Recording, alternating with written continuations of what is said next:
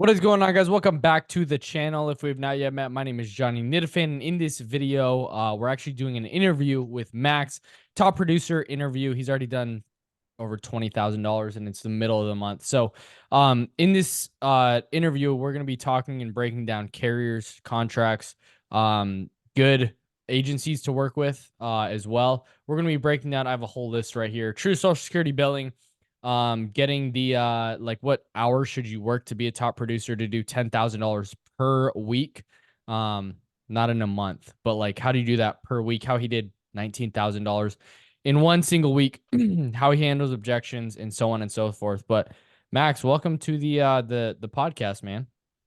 Thank you, Johnny. And we're at 28,299. Okay. Jeez, and it's the 19th. Don't be just saying I'm at 20. Come on now. I didn't want to mess that up. All right, cool. $28,000. So that's what? That's almost 2,000 a day. It's 1,500 a day, maybe close to 2,000 a day, which is phenomenal. 2 to 3 apps probably a day, which is awesome. So, dude, give me that's special because that's 28K on. That's light, homie. I think that's you spent $2,000 so far. This Yeah, week. correct. So this month it's like 2,000, and then I'm going to Miami in 2 days. You spent and then I'm taking some for the $2,300 yeah, so far, call it and you've done 2,300 bucks so 28K. far. Sure, yeah, exactly.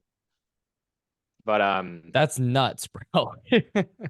I don't think it's that nuts. I mean, like when it comes to a certain point, if you're actually working and being consistent and you know objections and you know your script and you know your carriers and you know your products and you sound like a professional on the phone, I mean, there's no reason why you should not get 2 apps a day. And if you're not getting 2 apps a day, you're probably just not working hard enough. Because like if you're getting sufficient lead flow and you're talking to people, like there's gonna be like laydowns in there, which good for you for getting a laydown. Anyone can. Yeah. But even the ones that are harder to close, if you're an experienced telesales agent, which it doesn't take that long to get experienced in the industry. Yeah. I mean, 2 apps a day is not that hard. No, it's just crazy. It's not like you were doing that all the time. So I don't understand. Like, thank you for the praise, but it's like I don't think it's that hard. As long as you have sufficient lead flow and good infrastructure. Correct. Yeah. But that's where most people get it wrong. So let's talk about that a little bit. So one thing that we've been talking about a lot in the community is the importance of carriers with true Social Security billing. Talk through the importance of that and really like what that means. Yeah. So if you're in final expense, because we came from mortgage protection. So mortgage protection, you're dealing with people that are typically working or they're a little more financially responsible. They're not like so month to month, right? So the challenge is that a lot of these people, what they'll do is when they get their Social Security check, say if they get it, they get it on the Friday when they're supposed to get it. Say if you get paid on the 3rd lands on a weekend. The government's actually going to pay you on the previous Friday. What these people typically do is they withdraw all their money and they pay all their bills. So by the time the carrier drafts, what you will do, they will always draft on the following business day, whether that's Monday or Tuesday. There's no money in the account. Congratulations, your policy is now at risk of lapse. Okay, so what does that mean for you? That means you got to dedicate more time to trying to get that policy back on the books, not focusing on new business. And then you got to, try to get it back on the books, or you got to eat a chargeback. So there was 1 month where, oh my gosh, I was spending so much time trying to get people back on the books and I couldn't dedicate my time to new business. So it came to a point where it's like, okay, there's leads coming in, but I'm trying to call this person, get a policy on the books. I'm just going to let it lapse because I need to focus on getting new business. So when you're selling final expense, like true Social Security billing, unless the person is like, you could kind of tell if someone's financially responsible, they got Social Security, they got pension, they got this, they got that, maybe go ahead and write that, but like kind of feel them out. But man, that's a non-negotiable because your time needs to be spent on getting new business, not getting things back on the book. We don't get paid for getting things back on the book. So books, plural. For sure. No, it's super important, right? So if you're just starting out or if you've been writing business for a little bit, but with telesales especially, it's super important final expense.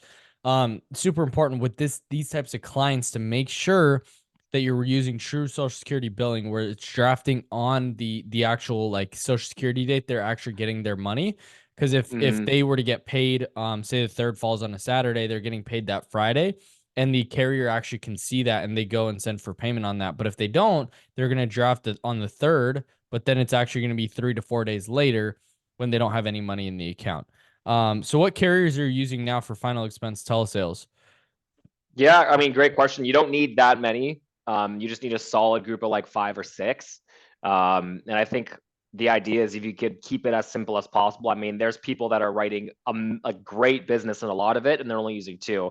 Yep. So when people say, oh, they want to be 2 brokers and they have like 17 carriers, I mean, I just think that's very complicated, right? Because each carrier typically has a different app. So I'm Yep. currently writing SBLI Living Legacy, Prosperity, right? And then I'm doing Royal Neighbors of America, Sika, excuse me. And then I'll sometimes do Aetna. I don't like their billing, so I typically tend to stay away from Aetna, but I typically AIG? stick to those 4 and Trinity. My GI care, I mean, Sika typically takes care of a lot of the GI unless they're like really unhealthy. Yeah. I'll do AIG, but if you get Sika and they could answer no to all those questions to the best of their knowledge and belief, it kind of takes the place of it. But those 5 or 6 carriers that I just mentioned, I mean, they all have a very simple signature process, right? They all have the option to do voice, and they all have true social security billing, minus Sika. But Sika will allow you to actually make payments on the insured's behalf if they become delinquent on their payment or past due. You just have to get permission from them, and then you do it in your portal, which is very, very helpful. And hopefully they improve their infrastructure. But they just started. But I mean, those carriers there, you could write it anybody you need to. And I haven't come across one situation where I couldn't find someone, coverage that was, in that demographic, right? And if they're 87, I mean, you probably shouldn't write the business anyway, because that's a risky thing for you to write anyway. Yeah. No, I agree. And that's huge. So, right. So you're using carriers that are true social security billing, making sure that Always. they're on the books. And then what are your thoughts on Direct Express card? Not worth it. I mean, Prosperity Group and AIG, they'll take the business. But here's the challenge with that demographic. It's a very, very low income demographic. So they're very irresponsible people. So say if something needs to be updated with the policy, they are extremely hard to get a hold of, right? Now, there's some situations where it may make sense. Maybe it's just a mom and she really cares. And you could tell like she's like, sharper than the average. And then, put them with Prosperity. Doesn't matter if it costs more, but you just gotta let them know, hey, like this is the only company that's gonna give you, true social security billing, just to make sure that you don't have to worry about, your policy ever lapsing this, Sally. If this ever lapsed and your health changed or you had to pay more, that would suck, wouldn't it? Oh, well, yeah, that would suck. Okay, great. So we're just going to spend a little bit more, and they're going to make sure that your policy will never lapse and that your son Tony is going to get the money. How does that sound? Great. What's your middle initial? Right into the app. And if they're not willing to use a carrier and pay a little bit more that has true social security billing, okay, then they're not your client, and that's okay. Not everyone is meant to be our client. Yeah. Let another agent take that business and let the other agent deal with the chargeback, because like I don't want to deal with it, and that's okay. Yeah. But if you are going to run Direct Express, it has to be with true social security billing. Everything has to be with true social security billing. If you guys take anything from this, true social security billing, any other company, any other situation, I'm not taking card business. Because I mean, think about it, Johnny. Why are all these carriers not taking cards anymore? SBLI stopped, Great Western stopped, Moo doesn't, AmAm stopped. Even if they're paying you as earned, they don't want the business because it has shit persistency. Yeah, it's right? not great. And that's for it's sure. not good. Just don't take it, right? Yeah. You're in your 60s or in your 70s or 80s and you don't have a bank account. Like, what have you been doing for the past 6 decades? Yeah. They're probably a low quality person, and that's okay. I'm not saying they're bad people, but I don't want to hold the risk, right? Yeah. Because As there a is risk business, in this you have industry. to figure out exactly what you're going to do and what you're willing to handle, right? Because at the end of the day, if they Absolutely. charge back, it's coming back on you. So let's talk about your lead flow, because you said having sufficient lead flow that allows you to be able to work consistently. What's your lead flow like? And obviously you spend about $1,000 a week, like 150 or so bucks a day on self-generated ads. So you spent $2,300 so far this month. What's your lead flow like? And kind of talk us through that. Yeah, I mean, the idea is that you're getting, a constant pipeline of fresh leads. I mean, obviously, some days you're going to get more, some days you're going to get less, but you always need fresh people to talk to, and you always need to be listening to the phone ring. And when people are texting, you're texting them back, you're trying to get them on the phone, and when a lead comes in, you're calling them right away, right? It is sufficiently easier to get a sale if I have someone who just fill out an ad and then I'm calling them right away. If they pick up, I mean, they just saw the ad, they're already in the buying mood. And then Harvard did a study on this. Everyone says speed to lead, but guys, it's significantly easier to close a sale if they just filled out the ad because they know what it's about. They're already in the buying mood, and then you just gotta walk them through that process. But if you're in front of that, and that's another important reason, Johnny. Like, I don't know if part-time for outbound digital really makes sense because you need to be in front of your computer when those leads come in, especially when you start, because Yep. every lead that comes in, that's Super like, holy shit, important. I got to call the person right away. So people are like, oh, can I do this part-time? I'm like, you could do life insurance part-time, but I don't think outbound digital self-gen makes sense for you because like you gotta be ready when they're there, You you have to. know, It's super 100%. important. And you have I think when I think of somebody that's very productive and actually working when they say they're working, I definitely think of you. Kind of talk Aw, us thanks, through your Johnny. mindset there in terms of like actually working when you're on the phone. Like, what does that actually look like for an agent? Yeah, I mean, I think a lot of agents get caught in the busy work. I know I did at first. I mean, and sometimes I do. There's going to be like, for example, Monday. I wrote a lot of business last week. It was over 10,000. So I had to do some outstanding requirements, and that's going to happen. But I dedicate that to the late afternoon. So from 4 to 5 every day, I chunk off a block, okay, for 1 hour, right? You can get a lot done in an hour, right? And each outstanding requirement I dedicate 15 minutes to. So there's like 4 outstanding requirements. And if I get it done, great. If I don't, I move it to the next day. And say if I need to update something and it's for a client, I need their authorization to do so. If it takes more than 3 days, I know what, I let it go because I need to dedicate, my time to new business. So I had an agent once say to me, "Yeah, I dedicate all Fridays to just like doing admin work and all this stuff." It's like, dude, you didn't even issue and approve over 10,000 yesterday. That shouldn't take that long unless you messed up every single app. I think I know. You're smiling because I know how you talk. I know who I'm talking about. But the point is, even if you're putting up all this production, guys, you still need to focus on new business because we get paid on new business, right? And as long as you're doing the apps correctly and using true social security billing, I mean, you shouldn't have that much to do. But if you're writing a bunch of business with, non-social security billing, you're setting yourself up to get killed in a month. I know I did, right? So dedicate 1 hour a day, ideally less. And then you know what? If it goes out of that hour, then it has to get done tomorrow. You're busy writing new business. But I mean, from 8 to at least 5, at least, you should be listening to that phone ring, or you should be in front of your computer. And if you're really trying to put up massive numbers, work a little harder. I mean, across any business, I just don't think people work hard enough, right? Alex Ramosi says it. You're just not working hard enough. Yeah. So it puzzles me when I see these new agents and all they do is just sit on Slack on day. Like when I'm working, Johnny, like my Gmail's closed, my phone is on focus mode. The only notification I could get is a text message, no emails, right? Yeah. Because you get an emails and you gotta respond to this person. And then I check my emails in the morning, I check them midday for 15 minutes, and at the end of the day, that's when I do all my admin stuff at like 8. But other than that, I'm focused on new business and new business only, unless it's Yeah. like an emergency or I'm expecting a really important email.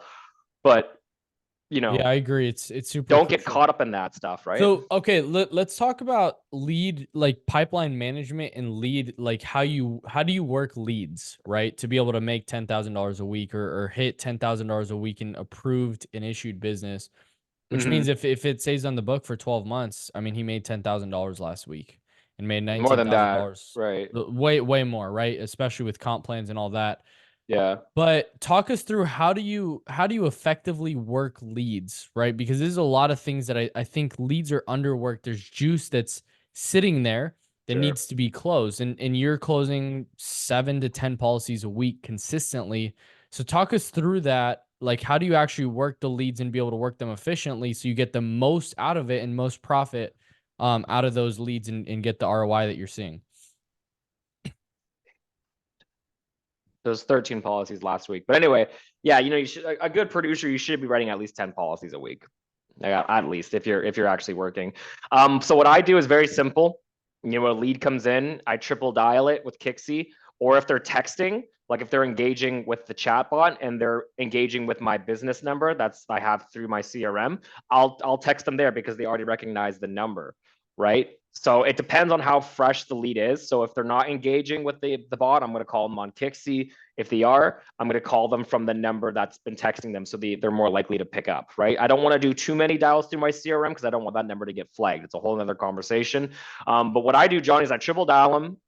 I don't care, as long as it's 8 in the morning local their time, or it's not past 8. Like, I'm triple dialing them. I don't really give a shit, to be honest, because they're more likely going to pick up. And then what I do is I throw everything into like I've called them 3 category. And then once I don't have any new fresh leads left, which if you're getting sufficient lead flow, it's quite rare that happens.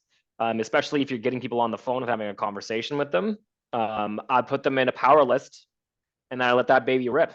And I just have that list call through constantly. And how I set my power list up is from all the leads that have been called, that are not like, bad numbers or whatnot. That's going to happen. I set it from the day I'm working currently and a week back. So it's a 7-day window, and I'm just constantly calling those leads over and over again. Right. And what's great about Kixie is that more often than not, you'll get someone that calls you back because it's a random number that they've never seen before. So you're calling, maybe you're not getting people on the phone, maybe they're not interested or whatever. And then you'll be getting an inbound call. Pick up that phone, pull up their lead, and you try to write the business on the spot. So to me, Kixie is like it's a non-negotiable. I will not work with someone if they're not willing to get Kixie, just because when you're doing a power list, Johnny, it takes the decision fatigue out of who do I call next, right? Your mental bandwidth. There's it's a stressful industry. There's a lot of things to consider, a lot of things to learn. Just take that out of the equation.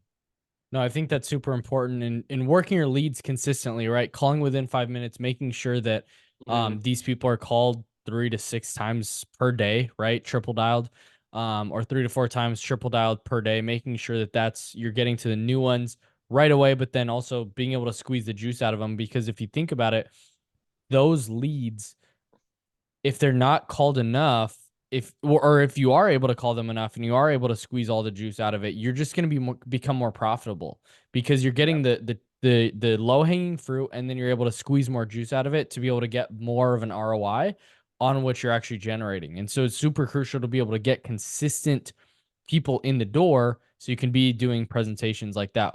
How many dials typically are you making a day? How much are you working a day, would you say? How many hours, and like presentations, kind of talk through that. Yeah. So, I mean, when you get a little more experienced, you could do a better job at pre-qualifying and see if someone's like even worth presenting to. So I don't have a high, I don't have like, I'm not getting like 6, 7, or 5 presentations in a day. I'm typically doing around 3 presentations. Okay. And then my presentations are a little longer because I do spend quite a bit of time on underwriting to make sure that when I submit an application, it's getting approved. Like, I rarely get a decline. It happens, but like it just does not happen to me. Like maybe 1 out of 10. What's your closing ratio on those 3 presentations typically? My closing ratio for the month is 80% on the dot. And then typically when I get a no sale, it's not because I'm not interested or I need to talk to someone. It's a logistical error. Like, say if we're trying to merge a call with Kixie, you need to get your shit together when it comes to merging. But maybe the call drops and then they get stuck in hold, and then I can't get a hold of them again, or something along the lines of that, or they can't figure out the e-signature and their phone dies, right? But those are typically my no sales, or I'm letting someone go after I give them a presentation. It's like, okay, this is too risky, it's not worth the business. But I don't think that's not a good thing for an agent to do, because prejudging a lead when you're speaking to them don't do that. I mean, when you're an agent, as long as they're qualified, I mean, you go for the kill, man. I mean, you get the business, but like when you get a little more experienced, you can be like, there's new leads coming in, I'm going to focus on them. But typically I'm doing 2 to 3 presentations. I'm closing, at an 80% close ratio, and that is not inflated. That is like on my mother, I swear to God, it's 80%. And then a closed presentation is, an application submitted and approved, right? None of this went to underwriting crap. No, we don't do that here. I don't know if that answered your question, but my average talk time for a day is right around like, 3-4 hours, right? I mean, the challenge with I think a lot of these signature processes is that they could be a little slow for some people, because sometimes you have to do phone interviews like with Trinity. So the talk time and the presentation time is including that, right? Yeah. So it's not excluding the app, but I mean, open to close including app, I think people should be at around an hour, like, because I mean, do you want a quick presentation, maybe not get the sale, or do you want to build enough pain so that, you know, you're not going to get a I need to think about it. You're not going to get a, oh, I need to talk to this person. Because I rarely get that. And if I do, I overcome it. But So if you do a proper what happens? presentation, you What shouldn't are get you that doing shit. when a client's like, how much longer is this going to take, right? And giving you a pushback and not really actually allowing you to go through your framework and process.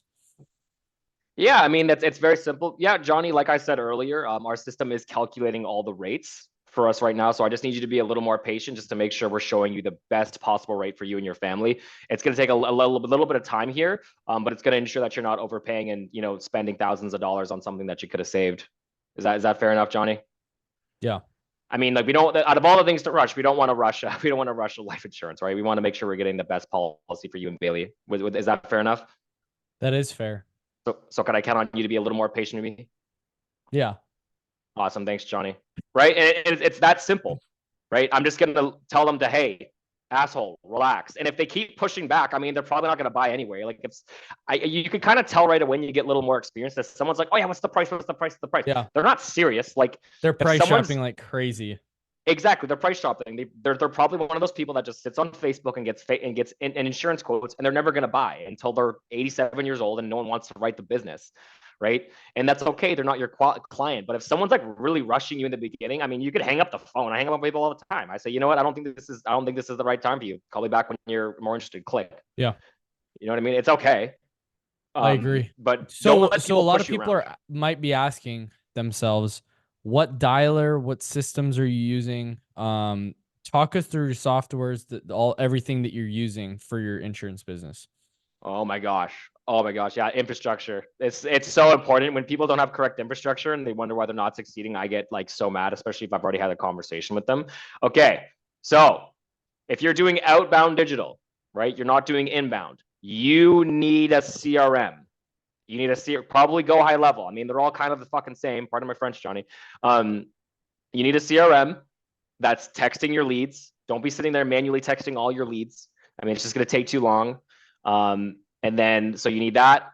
You need to have your calendar hooked up to said CRM. You need to have insurance toolkits. Okay. You need to have a correct script to properly underwrite said leads, or else you're going to get a bunch of declines. And you're going to waste a bunch of time and piss a bunch of people off. Yep. Okay. And then you need Kixie to call from a spam-free number and their area code so they pick up. I mean, this is so important. I refuse to work with anybody or train anybody that's not willing to invest in those three pieces of infrastructure. It's not that much money. I mean, with one sold issued policy, you're on average, you're going to get maybe around like 500 to 800 bucks, maybe even, you know, 1300. You should be able to pay for all three of those, no problem. Right. So infrastructure is really important. So from the top, I mean, CRM, leads, obviously, insurance toolkits to make sure you're showing the correct product, and Kixie to make sure that when we're calling people, they're picking up, because people just don't pick up the phone. We cannot make money unless they pick up the phone. You have so to. It's such an important piece of infrastructure. When people don't have it, I'm just like, why? Like, oh, I did like 300 dials and like only 2 people picked up. It's like, dumbass, your number's flagged as spam. I wouldn't pick up your phone call either. Yeah. Right. So that's really important. Like, we could talk about phone reputation management, but it's so complicated. And there's a bunch of other things to worry about versus monitoring your numbers every morning. We used to do that and it sucked. Oh, it was horrible. Yeah, I agree. It's super important to have these absolutely dialed in, making sure that you have that consistently going in. As my camera just died, which is all good. But it's really good. Okay, Johnny, you look great.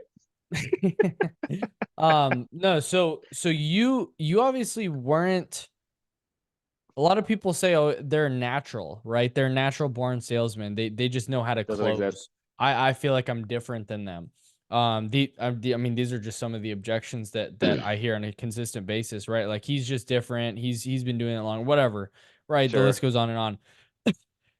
How did you get really good at what you've done? And then number two, how can somebody else get really good at these objections and overcoming and really start making money selling life insurance? Okay, well, you could start by actually working. I mean, number one, I mean, people that typically say that typically aren't working. And then if I say, okay, give me your intro, I could tell they don't have it at the top of their head. Like, you could you could throw me in cold water, like you could put me in an ice bath, and I'd still be able to do the full script from top to bottom. So I think the challenge is that these agents don't have confidence because they're new, which is okay. I mean, you're not going to be like, there's going to be unicorns out there, but typically the unicorn that comes out of the gate, writing a lot of business and making a lot of money is because they're prepared, right? So number one, I think, is actually work.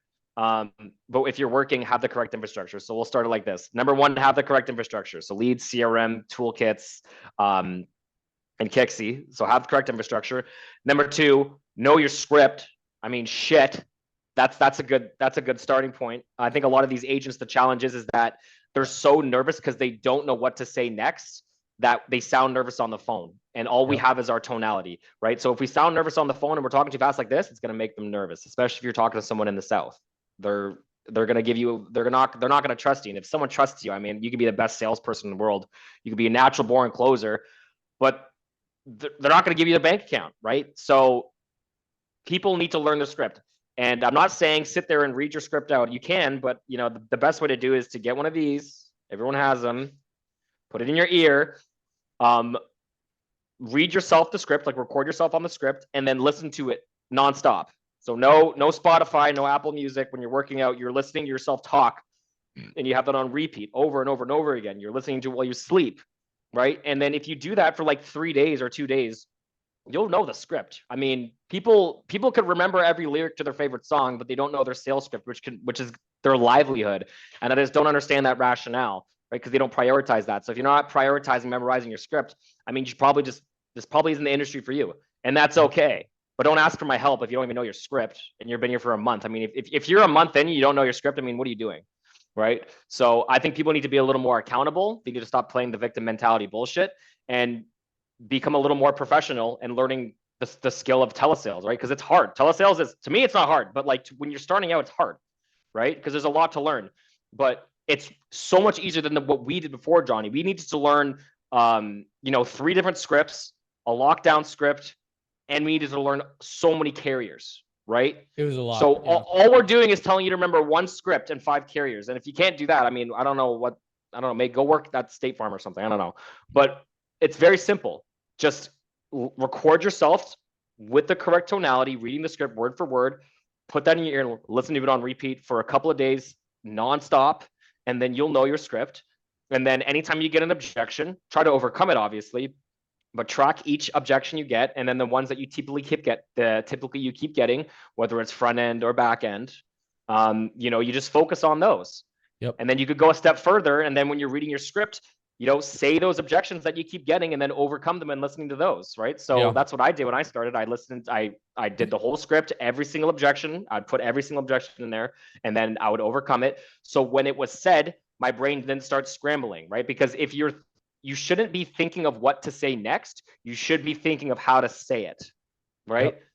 And then when they do hit you with an objection, you're as cool as a cucumber, right? You don't start like freaking out and start talking fast, because once when you start talking fast, you sound desperate, you're done, right? No one wants to deal with a desperate salesperson. They want to deal with the professional. Yep. And I mean, when you get good at the script and when you get more educated on the industry, people aren't going to doubt who you are. I rarely get banking objections. I rarely get social objections, ever. Want to know why? Because when someone picks up the phone, I know the industry like the back of my hand. I mean, I'm not like freaking these 10-year vets out there, but I know what I'm talking about. I know insurance, I know the industries, I know the carriers, I know other carriers on the market, and they have zero doubt of who I am because I don't sound like a scammer, right? Yeah. So it comes down to being professional and taking the time to actually master the craft of telesales, which does not take that long. I mean, when we started together a year ago, Johnny, after we were at the previous team, like I learned that script in 3 days, top to bottom, and then I was doing like 2-3 apps a day. Then, why? Because I dedicated the time to it. So for these people to be a month in and not know it is complete bullshit to me. Pardon my French again, but it should not take that long. No, it's an excuse to not actually problem solve and have urgency. And so it's like, yeah, I'm going to hit it at some point, but like, why not now? And so it's an extreme aggressiveness and urgency in the micro, but in the macro, having a long time horizon, knowing that you are going to do it. But you have to have both. It can't just be like, Because if you just have the urgency, then you're going to make rash decisions that you're just going to fail out of the business because you're making rash decisions. But you also have Sure. to think on a long time horizon as well. So you have to have both, right? All in all, Absolutely. yeah, man, I think for you where you're at right now, which is awesome, like a lot of people really want to sell like you because you're a top producer. You're absolutely crushing in the community, selling over the phone, working from home, taking time off Mhm. when you want to, right? I guess somebody in your shoes a year, 2 years ago, right? When you're in the insurance business, struggling to make it, and then even before then, when you Sure. were just trying to figure it out, like what would your advice be to them? Mm, I mean, I think the challenge is you got to be with a team that's like with it and that's about it and that's doing it every day.